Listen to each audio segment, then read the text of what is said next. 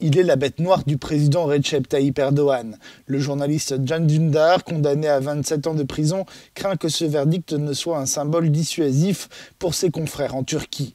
Dündar a confié à la chaîne allemande ZDF que la pression s'accroît chaque jour un peu plus sur ses compatriotes qui le soutiennent. Le problème, c'est qu'il y a un nuage de peur sur ce pays. Donc ces décisions peuvent dissuader certains journalistes en Turquie d'écrire contre le gouvernement, d'écrire la vérité. Mais nous sommes là pour écrire la vérité, pour la défendre, et nous continuerons de nous battre pour elle.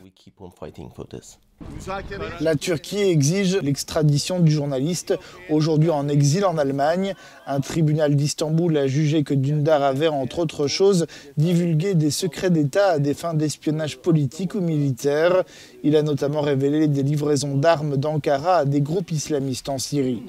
Selon cette cour, Dündar a soutenu le réseau du prédicateur Fethullah Gülen, que le président turc accuse d'être derrière la tentative de coup d'État de juillet 2016. Par ailleurs, la Cour européenne des droits de l'homme a ordonné la libération immédiate du dirigeant kurde Selahattin Demirtas. Il est en détention depuis novembre 2016. Ce jugement de la CEDH a provoqué la fureur de Recep Tayyip Erdogan.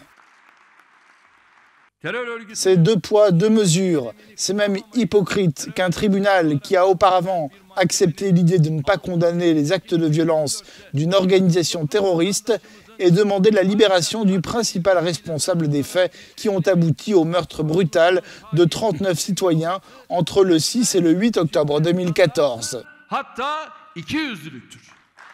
À cette époque, les régions kurdes de Turquie avaient été secouées par de profonds troubles. Selahattin Demirtas est accusé d'avoir fondé une organisation terroriste.